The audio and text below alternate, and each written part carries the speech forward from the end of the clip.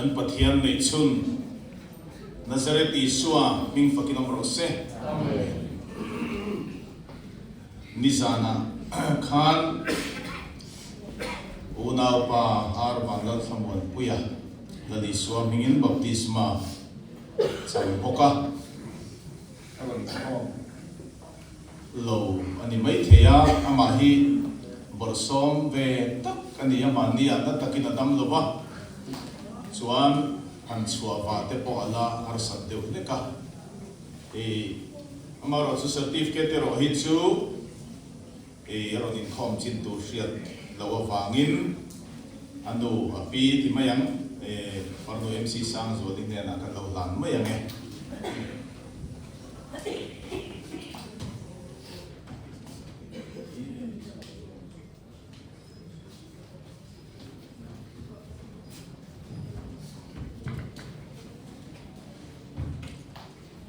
Xuân thì vinh hiền cần hồi về là cần chơi với nó sợi tổ âm khan mail thar tâm tắc cần hùa lo mong thế mấy anh cần sợi sen biết lâu mấy hay bị takin pudding cần pastor senior pension khun khan tất cả lần vào ball tree này nhá nên mình là đam puya he ta pastor choi te pastor sang điện khu mate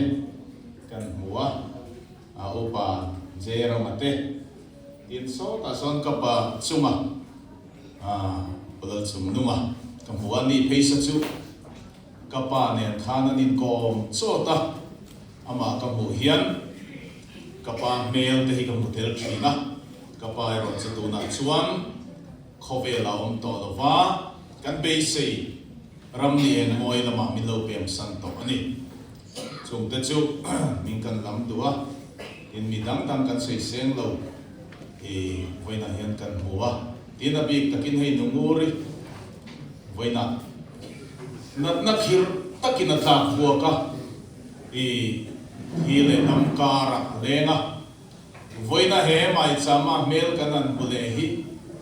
avalo mom em lalpa hi bacha em min thiang lim fakinom rose thi le dam min chungcha a hian lalpa hi thu le mai lalpa hian ama choi moi turin rei tak kan dam hi phalani thil sual tam tak ti bel tu re ro chuan dam reng hi chu atul haulo ama choi moi atana thil tha ti tu re ro hi chuan rei tak kan dam hi phalang ti hi ka ngai tua thin ka theology ro pui tak ani thina ni chung te chu hoina hen kan soi lang zor zor tua i chuan hei kan ram ngai lai kan ti mai kan chairman nen he ki ta now obeta te po ren khom theya balom om em lalpan arong bol turin ani po hi ko mase chakna tam tak ala nei lawa mase lalpan chakna apezel do nani tin apa republic ko sana hian tun naya hilro pui tak lalpan minti sakna sa demai kan tho te atem te lul nen tianama choi moi na program kanan bo seya chon kanan beya kan tu lo te hilal pan min seng tira kan tho ha mialo te hilal pan min pe ani lali suwa min fakinom ro se ro pui kan ti tak seta in a par republic ko san hi har sat na le boy na tam tak ton tam ko san ani ya a chang chuan sop shrep te atoka chang chuan diriam te toka a chang chuan mi ten na satakin min ti shom thri ma senal pan a par republic ko sana hian a tharau thiam lim mei al le a thu thum thiam lim mai cha ma hung tata chu wangin chu tu ma ti lum thei ani lawa lalpan tun huna hian he ti khop hian mal som na min lo peta ani anen kan pan thina wangin ti tei voina thuma kan sei thuak du ani sei tur tam taka om pathian thu ka chiar phot anga ti chuan anh em một chân cái xoay mà làm mình khăn sắc để ông bố cái chung cái chú cái sáng à tin cái chú hành tí là lalpan làm mình bẹt thế hi cái sermon anh viết cái gì thì khác kan xoay điều đủ bố cái gì bắt hiện thủ kan chia mấy tiếng boni sẽ là Hebrai bung som le pakhat sang som ni pali atang hian kan siaranga sang som ni pasari zowin rin nei mo sia chuan alo pui tin du khan faro fanwa fa pa vo adu lova Reino te atan sual nom na limpui ai chuan pathian mi te ne na ti du da tuar athang ta zo ka Kristan musit na chuai kup ta ram ro te ai chuan sum ro pui zo ka ruata eng wangin mo lom man pek tur chu thir thina wangin rin nain lal thinur na chu naw lovin ai kup ta ram akal sana ka chang khan ka thupuya ta na ka mandu tak cái chiar mà ba cái nòng ta này mù thầy lâu chúa mù ở vangin tuat trăn à thì hi thu kan chiar tên alpan malmin som sakrose với nó cả thu bấy tur chu tối té mày anh đi đủ nó soi rõ thầy anh đi lạc lom lâu anh đi mù thầy lâu chúa mù ở vangin tuat trăn à thì mấy té anh đi avan poi mo em tung em mo thầy lâu mo to ngai mizowin kan pi le poten kan sual deu chuan phung ina se mai tur che sin min tia an mani pon an lam mo chuang nia lo phung eng pian mangne enge om dan ti hi go gula poi han sars de wa thala a om mang lo so mai ani lo phung phusut anan ti phai chal lo om mer din ka mi so hian kanin ti de thi tang a thom an tia tang hi tu man an lam ngai lo ma se a thom chunan takani pastor chal hoyan tang hi a vot ma tam a thom an e mai ti a ani tu me khome la hian mu thei lo mu to ngai mà sẽ mâu xia chuan mua thầy lâu chuan mua vàng in là tuan chân à mua thầy lâu mua vàng thiếu bị chu hun lai nay lùi chúa không về ram râu quý tắc Egypt sarkar râu quý tắc Ai Cập ta ram hậu sel tiếng mấy kami lal papani kamau xia hiền kalsan chan liền tất cả này tí arin thế này chan này là vin min thilan tiếng ai đó mà lại min lim Mizoram lim puyat lạc lai khan trong siat lâu re thầy lâu te an này à thì chuan borsa ma te an dinga sampaya khian mei thai pitar pakhat thi an lal khan hen hi ti re thei lâu chuan ka khwa le tuya ta hin ho choi ngai ni tia ni e ka chua ka nga ni mai tia thola phura a chuak chok chin tamaya lakal ho nei manglo an lal chuan an khir liama amit tuya ka hialan ti chuta an lalina soi chu eng fakau hinge he ho hian an mua khole tuya tangpo an chua pui ngam zel hian ang hinge niang le ti anai to na chon omani eng dangani lo mu thei lo chuan huwa wa ngin chung chuan mar tar pui ngama eng kiman chan pui ngamani so so chu koina tutung pa teram po hiani hallelujah lali swaming pakinom rose upathan liran mania soi ani hithil dia soi ring lem nei lo pa zoite hian soi ka thil duma hian ring thi makkati em chu kalam hian tun ma ka ti ngai lo alaya hian kalau lut le thi na tian ich lali swimming pakinam rose engwang nge nia obatan li rahi tu man sei sel na kan shelo ko sana mangai em atha ma se alam tam lo alam thiam hek lo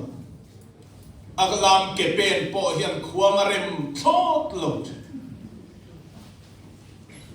Notice India UPC kan in som khom lai tang in ko sana mi chanem ngai ta kani chat thokhat hian na chawe ringa social na tu ra om lo amaro chu chu ti la ya dan som chu lal pa hian alo la du tok chuang hau lo maya abrama po kanan ramakum som di chuang va lai khan lal pa hian atri ani amangai ani ti a shelo moria kana ron ken malo khachon lal pan ama atri ani ti a hian lal pa hian thutluk na siam thei mi lo ifa pa ui la bakan he nai ron tan ta ka wangin tu na pathian ni triani ti ka sheta brahmane nan ti te chu a she har hian ka she ko upatan lira mi chatak maya kha pangai takin ko sanai mang thin ma se ka kalal pa na du tok lo ba thi lawam in dam lo ba thi lawam takin accident boka hun khile hun rap kha kalo pal tang dia chuan tuna chun ni tanga ti ngai lo ban ta chu pu ne lo pharta ni chu ti chuan la ma pian in lam tu la ya a hriat lo la ni lo lut le thin eng wang nge kan ti chuan ben a hriat na ma ya hriat to kha tu na chun mit nge in so pam kha na mu chiang ta chu wang in mu thei lo chu chiang ta kin mu wa lam tu la tharau lam bu puya tharau lam zola lal mu la ki lo ngai ta ni Avaro PM lali swimming pakinom rose. Upatan virahi at hido ne mokanti. Mase voina chan alam leta. Lalpahi machaem aming pakinom rose. Alam zelang rei taklal panadam tira. Ama pagaban paralam chitehi lalpahiyan rei tak adam tirdu chit. So chu vai na hian kan thin lunga om se ka duwa una pa choi te du pa an fa pa van ram moya an mai em adam le kai na turin sum tam tak an se na la siam tu ten thei di se nei lum khongin idam nan sen kan huam sin anti ang mai khan thầy đi xe ăn nung na lên bộ khen hiền lắm tuồng chút tiệm có pan mà ngày chuma xe ăn chơi đinh dâu ta lâu đi lal pan anh nè na lak sat ta đi chuan cho mình đua ăn nụ pa ăn chỉ xe lâu em à una pa choi adin hun khatiam khani te hi thi ngamin na cho đi chung chuan tu na hiền sum le pai tam takron tho in ti hian choi moi na ruai an ron bo sei ta hi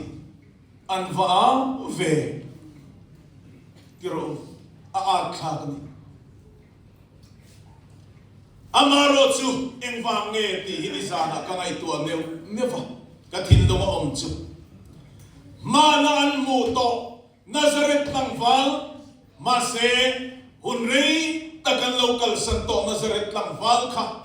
dona hian ma hian hai der rol lowin lar le ta lali suwa chuan munon le ta choi moi lo thei ani ta lo lali suwa min fakinom rose chom mo thei lo nazaret ti suwa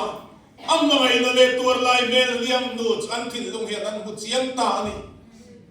varo pui em cho voi nan choi moi chan hi ni te in min shri laman sana ei kan secretary nen kan len tumin choi moi te kha kan fa pa kha na du em bible chunga te hian thil enge ma lek kan da te hian ngatinge bible pathian le ka pathiam lim chunga thilin da atia ala son thuai ze na ni tian le ka bu bom book sale te name achung bera bible in da kan nau obeta hi zuin china ti chuan zubur te pindana khom brui china kan in wal pho lokanga lalparo puina ni se kanu mai hian azubur te kha that takina rem khom saka chung song song ai chung nunga chuan bible aga sakani khover thil song le aro puina song te ai hian kan pathian thu hi chung nung berani amen khover lo ral huna oral thei lo tu chu pathian thu ka hi ni ti ha chiang e hallelujah i chuan van ram moya khan choi moya du ema ma se chu ti lai chuan voina hian kan soi du chu anu le pa te zok anin pe lo ni ka ngai tu hian man zan te min sil khan ka nu ka u rat mi an pa pa in choi moya du ema ma se an ni pa ni suman nei lo wang lamani lo lalpa an ber ri bik lo ba zep thu cheng lo anin pe lo an pa pa thil lunga hian choi moi du na hian lian an papa chuan mu thei lo chu am mu chiang mai an ni ne na Nazareth Isu ka alaron in lan ri silo ma se tu na chuan an papa ina duem em chu an papa om to lo nuwa chuan lali suwa le an papa mangai na wang in ti lo tin lo tul ta van ramoya khokhovela hian om to lo ma se van ramoya thi sen khan thua la soi remani voina kan choi moi na ten man zang po kan soi puya voina kan choi moi na kharau roi kan kil na te hian van atang khian lom takin voina til ti haron khir hian karing kharawin kan ne na hian lo tel ve ham anu le pa te la man mu te khan anui var hian karing lali soro pui ber rose amen Valami te alom na turin una pachoy le te an lam zel don halo po an lam zel don ani lali swami na wang in exact ni an san don in streom nge na tor don hi lan pa na la sia tir zel don aming tiang lima wang tuar tu te khopuya kan loi so ho don lo khover suaral ne tu te khopuya kan loi so ho don ani cho vang in voina hian choi moi an lo du ta hei kan soi le lok tiang chu mi zo an lamin khan sak ka sadon ani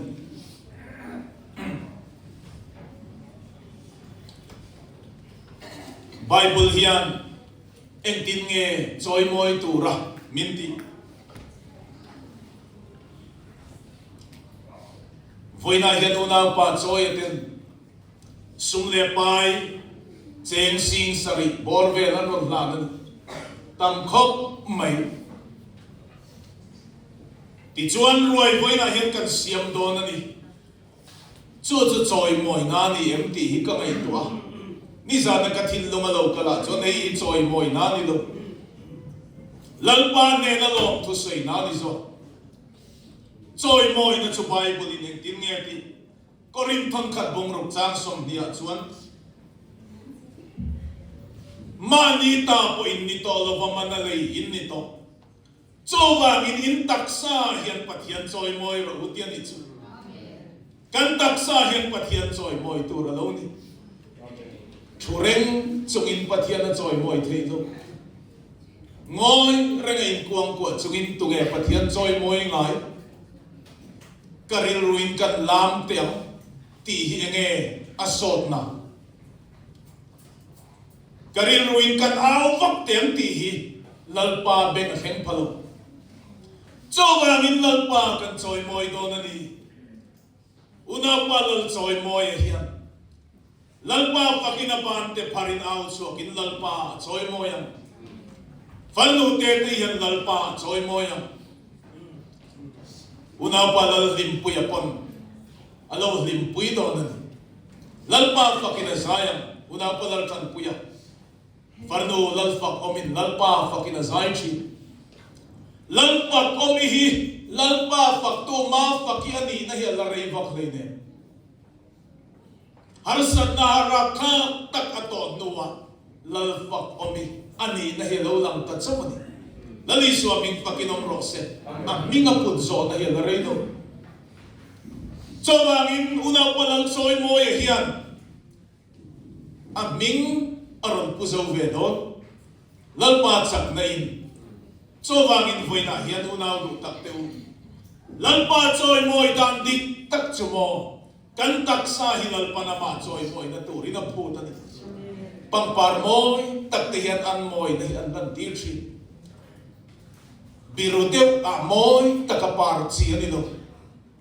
Lalpa ma, lalpa soy moy turin moy takapar siya ni. Unaw du takteo lalpa fakin kan bante kan parang titson lalpa rupuy sena.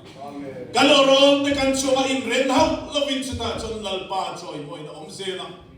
Ama pakshit te suka yan lalpa so lom china. Andi lo kengin lalpa so na pemay shit. Lalpa min pero application dir thom khom hi lalpa hian tun lai trong takin an ne hian karin kan ne lu tuk kaning atibe ni no ne ong tu en application hi 407 akhan da khom bula shem bun pia ko tla akhan bol lo pain vo pai ro ati aponol pia pai ti chin hi karin lalpa chunga hello potila lalpa chunga hello pot mai ila lalpa kan chunga lom chonen kim mai kan ne ala en kim mai kan nei don lo ni dam na te po lim na te po lumoi na te po lali so ming fakinom rose amen chu voi na hian poimo kati ne mai en po ni sila pathian fak na kan support te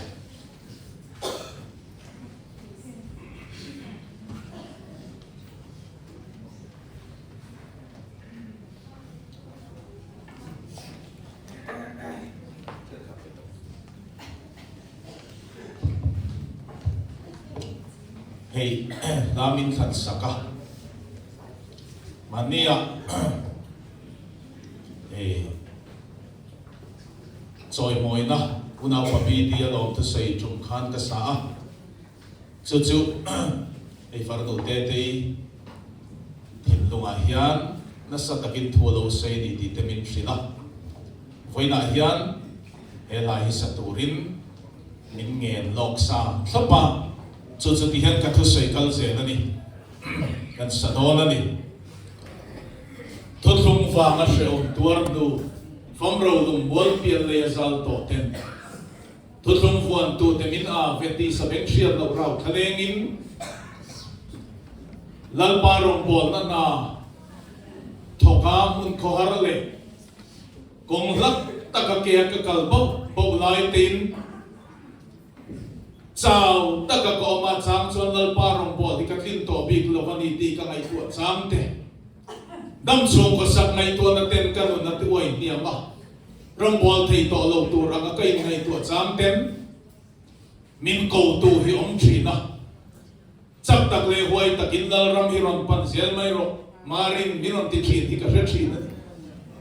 chu o chu ka benga arinova ka kharawa he na lo kal china Hebrai bung som pandia chuan chompui na sa takang thir tu ten min hol ve la wangin tia Bible a hian abung le changa oma wang hian bung som pakhat le bung som pati asranga moti ol khopa man line original Bible a abung le changa omlo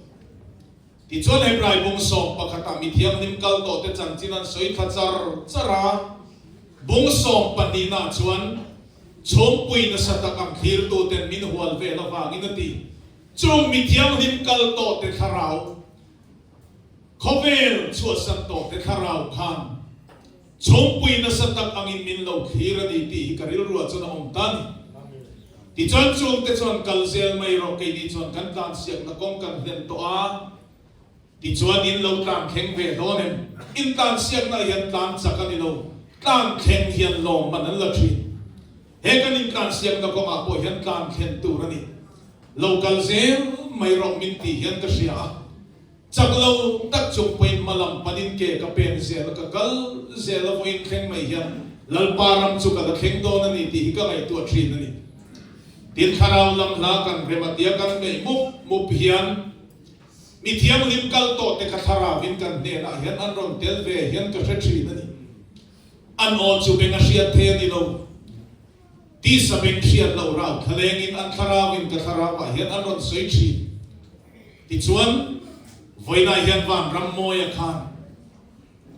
anu le pa ten choi moi na roi an bua se hi va na tram kya da ron thiranga voina hian alom ve don ani chung tharau kal to mi thiam nim kal to te ne na kan om khom thei na per chu tharau thiam ni ma kan om hian ani mai chu ti chuan a ron thiram pa ni lo ka kan rong bol pui kan ngai na kan tu em som te an ram ni en moi no ma min pem san le ta kan kal zel bok don kan in pem san zel don voin choi moi na te hi angak le le em ma za du pathan thira te na kan zai za ti khana ko ngak le le ma se amang ve man talo voina ero chan thara ko tangin nat na le se om nom to do na ram tangin he roi hi ron kil ve don ta ani hallelujah la li so min fakinom rose voina thara wa min ron kil pui tu zong teu tia han au hi ka cha kani voina hen helaya hen thara min kan leng sa don ani chu wangin thutlung wangin ti la lalpan min pe ka hi kan sadona ni lalpa ro pinan lalpa fakina thei kan lam no ne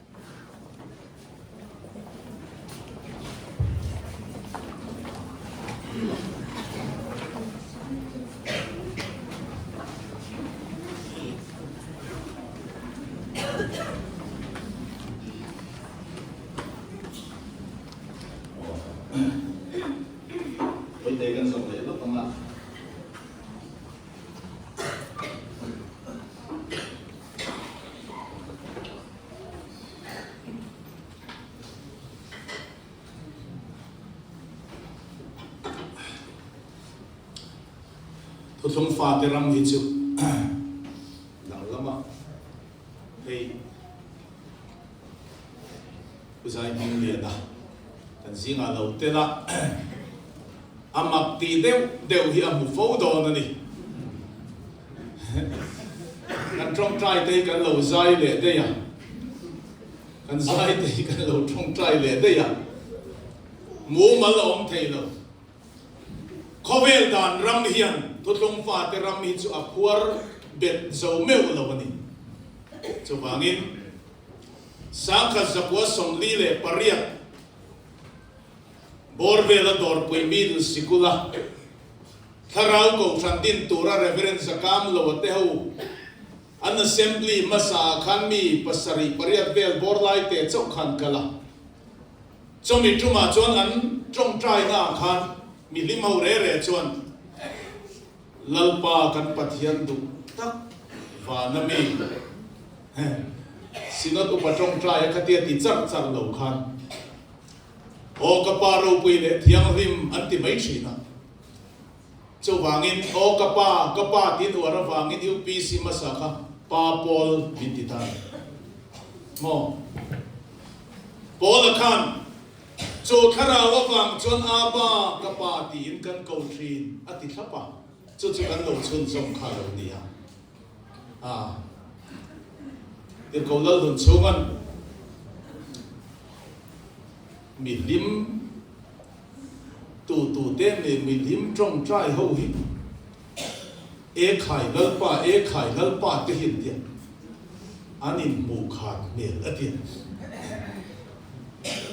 ani nang in tin ngei tia ka tia khai le lal pa ka ti mai atian an nai le bel phiana nia kan chum changa hian kan khosazia hian makte de bom don ani hil kan soi ka khale lo ka hei bizana karil ruwa om tlata kan ti zo republic a hian tuidam doi dam na inkhawm kan tia bizana kan chu rom bol na chu kan neya ela hian hei enge moza ala oma mu thei lo helaya hian dam doi omani mu thei lo la li suwa ron hu chiang te chuan dam nan kan mang do na ni chu kan soi non le tu ani le atlang ko kom don uzai minguliana mania tir ko mon sang ne leng tu ren min soma kan valenga kan len to na hian mak kan ti pera ani pona in lenga chon makati pol chu kan di ve thawin ka ringa sut ne na lo om thap mi dam ta kan lo leng to thina tiang hian ka lo dong song ngai lo atiani kan an ti chu kan an smart kho pa kai ni la ama hi pa fin ta kan ti kan ria trong sual kha kan tum lo ni film khur ve pani kha kan vakalani kan ti chu kan film khur kho pa enge soi masak tur hi kan thang khe paru khe ma se to pa khan ading ta luaya ka mu si thin rama hian ka omangai pe tat tamayan tita kan tho chuak lo chawani kan lom lu tu khi an mit ning te kha pong zo rin ka ringa yang khania adan dik taka chuan cái ni khamin lu chan lo chiang em do mai rama yang lu chan lo wa lalpa hian mitel vek ashwaina ramatangin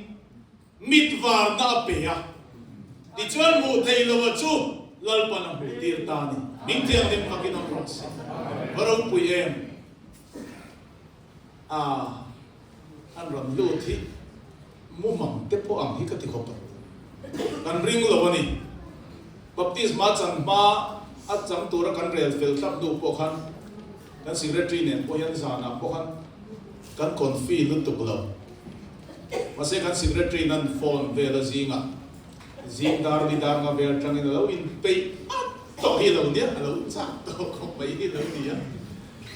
e a safari suit thaber ne kapasal nei ni turania tia apasal nei ni turani wangin minan pasal nei don ni chon an thom the final ran hatin lo ma tia baptisma kan chantir ni te kha balung len tha em ei yu tu pa kan da en the ani an so yang khan ari lai maya hei ama hi ka riat ve ani ya kana nin soi ya ka thian pasang lu ran en ai zol kan kal radio voice audition nei tur kan kal rui thei thil ne na kan in chia pia kan thei rol sual tlan bo vel kan ina hian chaw kan lo vai to hi lo nia se to khel lo nga an du sang zo ni dam lai kan du dam lai kan de an du hi re ek khot suak i lei che nel chata ni lon vai cha zel zo thi ni ya re ek mak pa ni ar ring ti re ek khop mai ni po thiat pasang lu ra po kan zu fo na en tin mo atia ipalianan baptisma cham ka tia en moi soi la ron ti ni a oi lo le maya a chan khami nan ring lo ni in hei ya au te ya presbyterian pastor en son thak te oma tin anau uviel zai kima i Bombay in leng Bombay fantasies ti le khabu ka ngai nam ka ti em thin ziak tu te kha martin lo dia i lalpa hian herota kong khar po ki zel turin tu tlung fa te min ko va lalpa hian adu tu hi a ko piang te chu aron suai zel don ni hei boina hian an ron lu ta keimania chon min han em ko langa lu chan tlak tu ma ka dom lo keimani ho ngei po hi tu ma hi kanin lu chan te vak lo lu chan kan ne ya chu la li suan ti hian a soi van ram chu mi lo ro phum ru mu tu nen te khinani ya chu ro phum ru mu tu chon nei sum zong zong a thala chu lo chu a lei thi na ti he pentecost na ma hian aram le a ko san ning mi te mu sit le tlang rel phur ko san hi kanum chak moi na ni bi ple ni ma sen wa min ne kanum kan ti chuan thil dang ani lo a chuma hian van ram nei tu oma van ram om boka chu mu thei lo chu kan mu wangin kan omani ali so min pakinom rose e sarmon hi laklo om lo na du chon a top thei mi lo ni ta tu kur ko mong nei lo ang tu ni aban poi mo em Elisa kan say le Elisa chia lo ke hasia Israel lalin da Suria lalin Israel aruna so ti nai chuan Israel ho aba be na tur athuruk aral rel zong sunga kha Israel ten an lo shefek zela enga tingen shiat ru Israel lala mamam tatak mai zong chua ka ngatiami pakhatin imo kapu Zudai rama zol ne ya oma chu chon ipin dana I thuruk rel zong zong hi a shefek ze tita Elisa khani Elisa man turin an lo kala do than khuwa Elisa le sia lo ke hasia hi thamwang takin in pakatan mut sia hi sia lai kha zinga ke hasia an thawa an hoi ve na Suria sipai amaka tam tu trong kami mo ho taila amaka tam Suria sipai hian an lo hual maya bel chung sa an lo di tamai ge hasia chon kapu thote ente min hual khat thi mai lo chu pa kan nei no akhir hian an khir un mai ni ma se Elisa pathian mi chu an ron thoma chung chu an hureng ma se Elisa chon tin nge ti ge hasia bula an lama tramai chon kan lama traman tamte zo ko an ti ni chu amma kasit lalpa gachialo ge hasia mi ti am ti men sakve te le an ti ya ge hasia mi tan menta ale Surya sipai le na nin kara khan van tir ko amma tam indo na sa kortolai lir ne khanan lo om par fuk maya chu an moveta chu an thahi vamwang do ne Khover mi te mu thei lo hilal pa mi te hian kan bushi na voi na hian mi so rama Pentecost ko san kan tam lo khop maya ma se an lamatang ai chon kan lamatang hian tam so dali so min fakinom rose amen khop khata or buar diran oma buar lo pakhata lo piang nol maya mi ang lo di anti de anti apiang di close kan tamafanga apiang di so mi ang lo po hi afin kha mi lo mi saurama hian la nei suatu tung dik tak fuan tu kan tle ma wanga min musiti anti fu mi lo bang tam lam ani vak lo tam lam ni sen no wa huna khan no te lam kha an che che khop ma se che tiang ani do cho wangin mu thei lawa voina hian kan mu wangin he tu tlung rama hian kan oman zai mi kania khovela hian mi ten an zai tangin lom man an dom lom political party thil ti na ten zaya keipo i sian te min request of action ka zaya ni zet thu cheng lo chu ta te chuan sum le pai min an pai pon te chu a thadem ve nek me Pentecost rama chuan kan an zaya izai thale min chi bai lo pa chu kan lo ni ro pui lo ei zon na na thla lo ma se kan talin ngei po ei zon na na mang thei lo vin lal pa chuan kan nei zong hi min chu saka arong bol nan min man sa ve ka Khowela hian a tul chuan kut beng turin re thei turin a tul chuan ngei turin chu mai ni lo a tul chuan kan nun hilal pa tan lan turin min ko tan chu ta chuan nga tinge long takin kan tan tuam kan ti chuan eng dang ani lo